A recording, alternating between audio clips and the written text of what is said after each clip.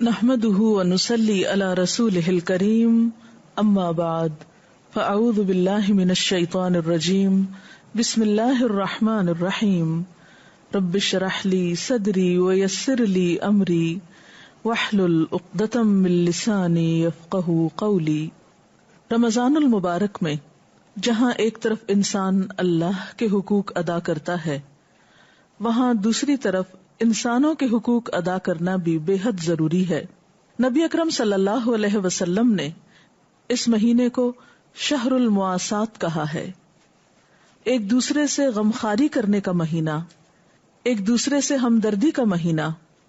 لہذا انسان رمضان کی روح کو، روزے کی روح کو اس وقت تک نہیں پا سکتا جب تک کہ وہ عبادات کے ساتھ ساتھ خدمت خلق کا کام بھی نہ کرے۔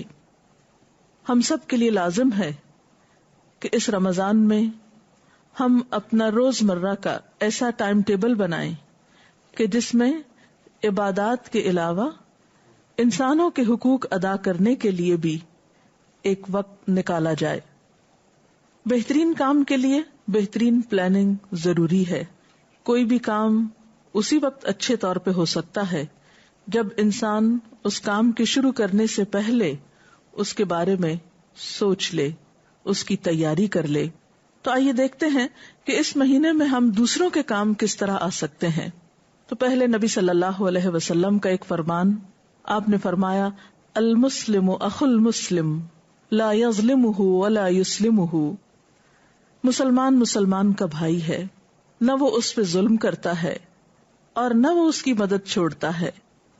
جو کوئی اپنے بھائی کی حاجت پوری کرنے میں لگا ہو، یعنی ایک شخص جب دوسرے کی ضرورت پوری کرتا ہے تو اللہ تعالیٰ اس کی حاجت پوری فرمانے میں لگ جاتے ہیں۔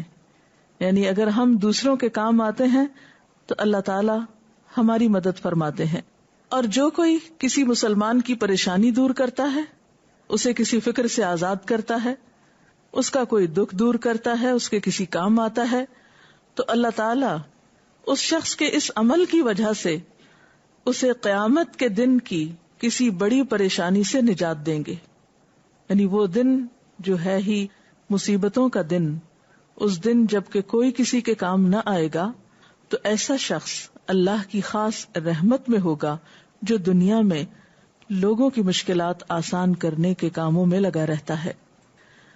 پھر فرمایا جس نے کسی مسلمان کی پردہ پوشی کی، اس کا کوئی عیب ڈھانکا، اللہ تعالیٰ قیامت کے دن اس کی پردہ پوشی کر دے گا۔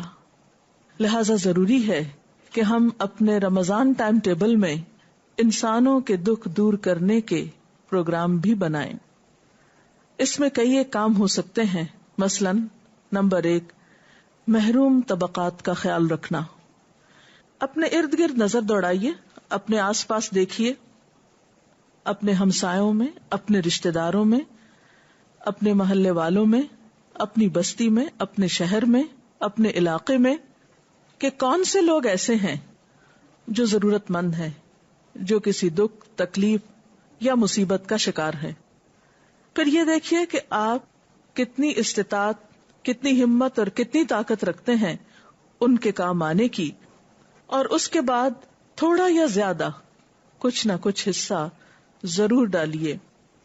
نبی صلی اللہ علیہ وسلم نے فرمایا جو شخص بیوہ عورت یا مسکین کی خبر گیری کرتا ہے، کیونکہ یہ بھی ایسے لوگوں میں سے ہیں جنہیں دوسروں کی مدد کی ضرورت رہتی ہے، تو فرمایا وہ اللہ کے راستے میں بھاگ دوڑ کرنے والے کے برابر ہے۔ اسی طرح آپ نے یہ بھی فرمایا کہ وہ شخص رات کو جاگنے والے اور دن بھر روزہ رکھنے والے کی مانند ہے۔ یعنی جو کسی بیوہ اور محتاج اور مسکین کی خبر گیری رکھتا ہے، یعنی ان کی ضروریات کا خیال رکھتا ہے۔ ہو سکتا ہے کہ آپ کے رشتہ داروں میں ایسی خواتین موجود ہوں، ایسے افراد موجود ہوں جن کی طرف عام طور پر دھیان نہیں جاتا، لیکن رمضان کے آغاز کے ساتھ ہی، ابتدا کے ساتھ ہی نظر دوڑائیے، ڈھونڈیے، تلاش کیجیے ایسے لوگوں کو جو آپ کی مدد کے منتظر ہیں، مستحق ہیں، اور خوبصورت طریقے سے ان کی مدد کو پہنچیے۔ پھر اسی طرح نیکی کے کاموں میں کھانا کھلانا بھی ایک بہترین کام ہے. گھر والوں کو تو انسان کھلاتا ہی ہے، اپنے عزیزوں، دوستوں، رشتہ داروں کی بھی دعوت کرتا ہے، لیکن عموماً ہم ان لوگوں کو بھول جاتے ہیں جو اپنی ضروریات خود پوری نہیں کر سکتے. انفرادی طور پر بھی ایسے لوگوں کو تلاش کیجیے، ایسے لوگوں پہ نظر رکھیے کہ جو 2 وقت کی روٹی کے محتاج ہیں، بعض اوقات سفید پوش ہوتے ہیں، اپنی ضروریات پوری نہیں کر سکتے، لیکن کسی بھی قریبی تعلق کی وجہ سے آپ ان کو پہچان سکتے ہیں، ان کی مدد کی طرف توجہ کیجیے. پھر اسی طرح جیلوں میں جو قیدی ہیں یا یتیم خانوں میں جو بچے ہیں یا اجتماعی طور پر کہیں بھی مدد کے مستحق افراد ہیں، ان تک خصوصی طور پر راشن یا کھانا پہنچانے کا اہتمام کیجیے، کیونکہ قرآن پاک میں اللہ تعالیٰ فرماتے ہیں وَيُطْعِمُونَ الطَّعَامَ عَلَى حُبِّهِ مِسْكِينًا وَيَتِيمًا وَأَسِيرًا، کہ وہ اللہ کی محبت میں کھانا کھلاتے ہیں یتیم کو، مسکین کو اور قیدی کو، یعنی معاشرے کے محروم طبقات کو. ان کی دیگر ضروریات کے علاوہ خصوصی طور پر کھانا کھلانے کی ترغیب ہے. اور کھانا کھلا کر کوئی احسان نہیں کرتے، بلکہ کیا کہتے ہیں، انما نطعمکم لوجہ اللہ لا نرید منکم جزاء ولا شکورا، کہ ہم تو تمہیں صرف اللہ کی خاطر کھلاتے ہیں، تم سے نہ کوئی بدلہ چاہتے ہیں اور نہ شکریہ چاہتے ہیں. یعنی بالکل بے غرض ہو کر، بے لوث ہو کر وہ انسانوں کی خدمت کرتے ہیں، کیونکہ اللہ تعالی بہترین جزا دینے کے لیے کافی ہے. پھر اسی طرح خصوصی طور پر ہمسایوں کا خیال رکھا جائے. آپ صلی اللہ علیہ وسلم نے فرمایا وہ شخص مومن ہی نہیں جو خود تو پیٹ بھر کے کھانا کھا لے اور اس کے پاس اس کے ہمسائے بھوکے رہ جائیں. ہمسایوں میں وہ لوگ بھی ہو سکتے ہیں جو ضرورت مند نہیں، اور وہ لوگ بھی ہو سکتے ہیں جو ضرورت مند ہیں. ایسے میں خصوصی طور پر ضرورت مندوں کا خیال اور عمومی طور پر حق کے ہمسائیگی کا خیال. یعنی ضروری نہیں کہ آپ ہمسایوں کا خیال صرف اس وقت رکھیں جب وہ ضرورت مند ہو. ہمسایوں کا خیال ہمیں اس وقت بھی رکھنا ہے جب وہ ضرورت مند نہیں، کیونکہ ان کا ہم پر ہمسایہ ہونے کا حق ہے. مثلاً اگر آپ رمضان میں عام دنوں کی نسبت کچھ اچھا کھانا پکاتے ہیں تو اس کھانے میں سے کچھ ان کو بھی بھجوا سکتے ہیں. ویسے بھی آپ صلی اللہ علیہ وسلم نے خواتین کو خاص طور پر اس بات کی تلقین کی ہے کہ کھانا پکاتے ہوئے ہمسائے کے حق کا خیال رکھیں، اور کوئی خاتون اس بات کو برا نہ سمجھے، شرمائے نہیں، اگرچہ وہ اپنی ہمسائی کو بکری کے کھر ہی تحفے میں کیوں نہ بھجوائے. یعنی اگر کوئی بہت بڑی ڈش نہیں، بہت بڑا اہتمام نہیں، تو معمولی چیز بھی جو آپ کو میسر ہے اس سے آپ اپنے ہمسائے کا خیال رکھ سکتے ہیں. اور عام دنوں میں بھی یہ ہونا چاہیے، لیکن خصوصاً رمضان میں. ہمسایوں کے علاوہ اپنے رشتہ داروں کا خیال، خواہ وہ قریب ہوں، ہمسائیگی میں ہوں یا دور ہوں، ان کو بھی خصوصی طور پر یاد رکھیں. ان کو یاد رکھنے کے کئی ایک طریقے ہو سکتے ہیں. مثلاً آپ ان کو خط لکھ سکتے ہیں، رمضان کے بارے میں کچھ اچھی باتیں بتا سکتے ہیں اس خط میں، ٹیلی فون پر مبارک دے سکتے ہیں، رمضان کی آمد پر متوجہ کر سکتے ہیں. نیکی کے جو کام آپ خود کرنے کے لیے نیت اور ارادہ کر رہے ہیں آپ ان کے ساتھ شیئر کر سکتے ہیں. پھر اسی طرح ان کی ضروریات پوری کر سکتے ہیں. اور یہ بھی کچھ ضروری نہیں ہے کہ رشتہ دار اگر غریب ہوں یا مسکین ہوں تو اسی صورت میں ان کا خیال رکھا جائے. رشتہ دار ہیں، ان کا حق رشتہ داری کی بنا پر ہے، لہذا ان کو اس موقع پر یاد کرنا، انہیں اس بات کا احساس دلانا کہ آپ ان کو یاد رکھتے ہیں، آپ ان کی کیئر کرتے ہیں، آپ ان کے ساتھ ایک تعلق اور واسطہ رکھتے ہیں، یہ تعلقات کو باہم خوشگوار بناتا ہے. اور جب انسان انسانوں کے ساتھ خوشگوار طریقے سے زندگی بسر کرتا ہے تو یہ چیز بھی انسان کے اندر خوشی اور سکون پیدا کرنے کا سبب اور ذریعہ بنتی ہے. پھر اسی طرح بیماروں کی عادت، عموماً انسان اس مہینے میں بہت عبادت میں مشغول ہو جاتا ہے.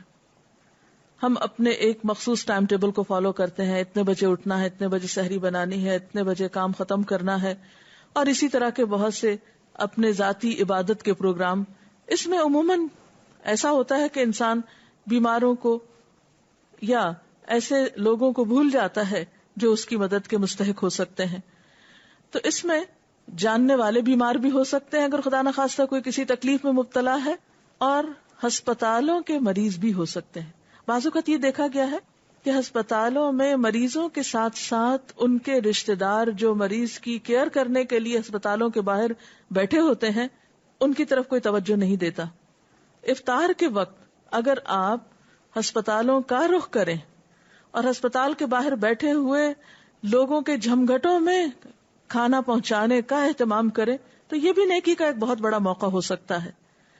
بیماروں کے لیے اچھی دعاؤں کے تحفے لکھ کر، یا ان کو اگر آپ خود کچھ جانتے ہیں تو زبانی طور پر، یا اگر کوئی دوا کے لیے پیسوں کا محتاج ہے تو اس کی مدد کریں.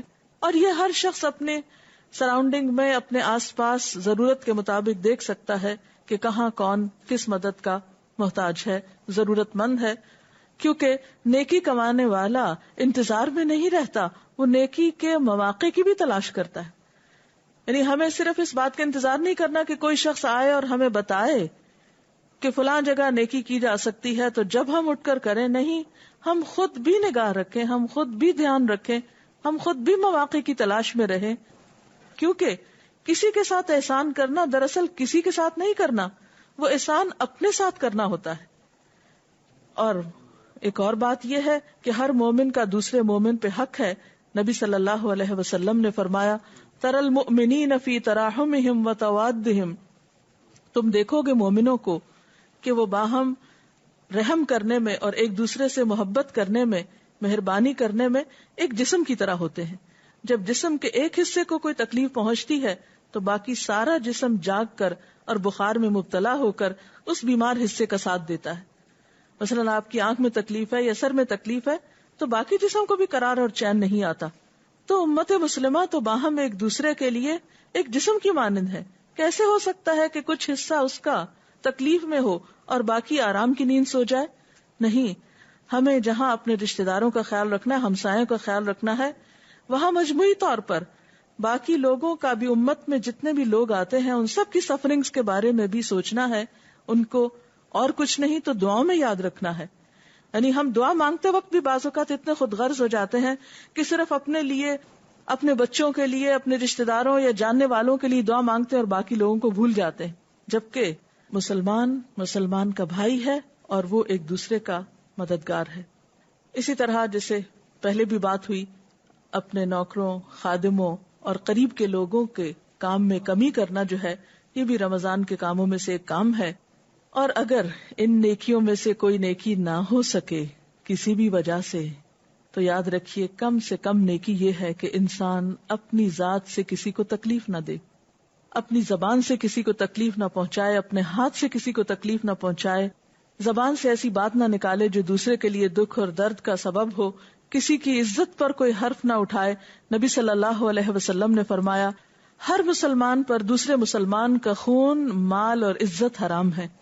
جس طرح کسی مسلمان کا خون بہانا حرام ہے، اسی طرح کسی کی عزت کو پامال کرنا، اس کے بارے میں غلط بات کرنا، وہ بھی حرام ہے اور ممنوع ہے. ان تمام چیزوں کے بارے میں بچنے کی کوشش کرنی چاہیے. اور حقیقت یہ ہے کہ روزہ صرف اس چیز کا نام نہیں ہے کہ ہم بھوکے پیاسے رہیں اور اس کے بعد جو چاہیں کریں. روزہ نام ہے اپنے آپ کو برائی سے روکنے کا. آپ صلی اللہ علیہ وسلم نے فرمایا، کم من صائم لیس لہ من صیامہ الا الظما، کتنے ہی روزہ دار ایسے ہیں جنہیں اپنے روزوں سے سوائے بھوک پیاس کے کچھ بھی حاصل نہیں ہوتا. اس لیے روزہ رکھ کر انسان جہاں نیکی کے کاموں کی تلاش میں رہے، وہاں برائی سے بچنے کی بھی پوری کوشش کرے، کسی کو اپنی زبان اور ہاتھ سے دکھ نہ دے. اللہ تعالی ہمیں بہترین روزے رکھنے کی توفیق عطا فرمائے. اگر آپ کے ذہن میں کوئی سوال ہو اس گفتگو کے بعد تو وہ آپ کر سکتے ہیں. ڈاکٹر صاحبہ، جیسا کہ آپ نے فرمایا کہ رمضان میں روزے کی روح جو ہے وہ حقوق العباد ہے، لیکن ہم عام طور پہ یہ دیکھتے ہیں کہ اس مہینے میں لڑائی جھگڑے کی تعداد بہت زیادہ بڑھ جاتی ہے، اور اس کی بنیادی وجہ زبان کا غیر محتاط استعمال ہے. اس سے کس طرح سے بچا جا سکتا ہے؟ اصل میں روزے کا بنیادی مقصد تو انسان کے اندر تقویٰ پیدا کرنا ہے، خدا کا خوف پیدا کرنا ہے. انسان کو اس لیے کھانے پینے سے روکا جاتا ہے تاکہ بھوک کا احساس اس کے اندر دوسرے احساسات کو بھی جگانے کا ذریعہ بنے. لہذا اس بات کا خیال رکھا جائے اور ایک دوسرے کو تلقین کی جائے کیونکہ بعض اوقات ہم برائی دیکھتے ہیں لیکن دوسرے کو روکتے نہیں ہیں. ایک شخص بھول سکتا ہے کہ اسے یہ غلط کام نہیں کرنا، تو جو دیکھنے والا ہے اس کا بھی فرض بنتا ہے کہ وہ اس کو یاد دہانی کرا کے اس غلط کام سے روکے. نبی صلی اللہ علیہ وسلم نے فرمایا کہ جب تو روزہ رکھے تو تیری آنکھ، تیرے کان کا بھی روزہ ہونا چاہیے، تیری زبان پر بھی کنٹرول ہونا چاہیے، جھوٹ اور حرام چیزوں سے بچنا چاہیے، پڑوسی کو تکلیف نہیں دینی چاہیے، تجھ پر وقار اور اطمینان اس طرح ہونا چاہیے کہ تو اپنے روزے کے دن کو اور دوسرے دنوں کو برابر نہ کر. یعنی روزے میں بطور خاص ان چیزوں کا اہتمام ضروری ہے. کیا زکوٰۃ یا صدقہ خراج ہے وہ رشتہ داروں کو بھی دیا جا سکتا ہے؟ کیونکہ عموماً ہم اس سے گھبراتے ہیں کہ ان کو کیسے دیں کہ ان کی دل آزاری بھی نہ ہو. اب دیکھیے کہ ضرورت مند رشتہ دار کو زکوٰۃ دی جا سکتی ہے اگر وہ زکوٰۃ کے مستحقین میں سے ہے، لیکن دینے کے انداز میں ایسی خوبصورتی ہونی چاہیے، اتنی اپنائیت ہونی چاہیے کہ لینے والا محسوس نہ کرے. اور یہ ایک حقیقت ہے کہ اپنے رشتہ دار سے ایسی کسی بھی چیز کو وصول کرنا ایک مشکل عمل ہے، لیکن اس کا اہتمام دینے والے کو کرنا چاہیے کہ وہ اسے دوسرے کے لیے آسان کر دے اور محسوس نہ ہونے دے. جی آپ. تو صاحبہ جس طرح آپ نے بہت سے نیکی کے کام بتائے، لیکن اکثر ایسا ہوتا ہے کہ آپ سارے نہیں کر پاتے، تو حقوق کی ادائیگی میں پہلے کس کا حق دینا ضروری ہے؟ جو قریب تر ہو. مثلا ایک شخص آپ کے قریب تڑپ رہا ہے تو اسے چھوڑ کر آپ دور والے کا حق ادا کرنے کے لیے نہیں جائیں گے، اور ہو سکتا ہے باہر بھی ایک شخص ضرورت مند ہو اور اندر بھی ہو، تو پہلے آپ قریب والے کا حق پہچانیں. جی سوال یہ ہے کہ ہمسائے میں کیا غیر مسلم بھی حسن سلوک کے مستحق ہیں؟ جی ہاں، ہمسائے میں سب ہمسائے آتے ہیں، خواہ کوئی مسلمان ہو یا نہ ہو، رشتہ دار ہو یا نہ ہو. حقیقت یہ ہے کہ الخلق عیال اللہ، یہ ساری مخلوق اللہ کا کنبہ ہے، اور اللہ تعالیٰ کے قریب وہ شخص ہے جو سب سے زیادہ اس کنبے کا خیال کرنے والا ہے. چونکہ سارے ہی اللہ کے مخلوق ہیں، اور یہ کام ہمارا نہیں کہ ہم لوگوں میں تفریق کریں، یہ تو خالق کا اپنا کام ہے کہ وہ اپنی مخلوق کو کس نظر سے دیکھے. ہمیں ججمنٹل نہیں ہونا. یوم الدین تو آخرت کے روز کا نام ہے، جزا سزا تو اس کے ہاتھ میں ہے، اور معلوم نہیں کس کو کب ہدایت ہو جائے. ہمارا کام یہ ہے کہ ہم بلا کسی تفریق ہر انسان کی مدد کے لیے تیار رہیں. ڈاکٹر صاحب، ہمارے ہاں جو لفظ صدقہ ہے اس کو ایک ذرا اس فارم میں لیا جاتا ہے کہ جیسے کہ بہت ہی کوئی ضرورت مند، تو جیسے آپ نے فرمایا کہ رشتہ داروں کو کھانا کھلاؤ، تو کیا یہ کھانا کھلانا بھی صدقہ بے شمار ہوگا اور یہ ایک پازیٹیو معنوں میں ہے؟ جی ہاں، اسلام میں صدقے کا تصور کیا ہے؟ آپ صلی اللہ علیہ وسلم نے فرمایا کل معروف ان صدقہ، ہر نیکی کا کام صدقہ ہے. اور صدقہ کا لفظ جو ہے صاد دال قاف سے ہے، صدق سچائی اسی سے ہے. یعنی انسان خالصتاً اللہ کی رضا کے لیے جب کوئی اچھا کام کرتا ہے تو وہ ایک طرح سے اپنی طرف سے اپنا فرض ادا کر رہا ہوتا ہے یا اپنے ایمان کے سچا ہونے کا ثبوت دے رہا ہوتا ہے. یہ ہے دراصل صدقہ کی روح. اور اس میں پھر تمام نیکیاں آ جاتی ہیں، جن میں ایک نیکی مال خرچ کرنا بھی ہے. اس میں پھر دو قسمیں ہو جاتی ہیں، ایک فرض صدقات ہیں جس میں زکوٰۃ آتی ہے، عشر آتا ہے، کفارہ آتا ہے، نظر آتی ہے، اور ایک نفلی صدقات ہیں جس میں ہر طرح کی نیکی کا کام جو ہے وہ صدقہ شمار ہوتا ہے، جو خالصتاً آپ اللہ کی رضا کے لیے کرتے ہیں اور اس سے جزا پانے کے لیے، کسی بھی انسان پر احسان جتانے کے لیے نہیں. تو جب آپ اپنے دوستوں، رشتہ داروں، قریبی لوگوں کے ساتھ کوئی بھی بھلائی کرتے ہیں، ان کو کھانا کھلاتے ہیں، تو وہ آپ کے حق میں ایک نیکی لکھی جاتی ہے، وہ بھی ایک طرح سے صدقہ ہی شمار ہوتی ہے. وآخر دعوانا ان الحمد للہ رب العالمین. سبحانک اللہم وبحمدک، نشہد ان لا الہ الا انت، نستغفرک ونتوب الیک.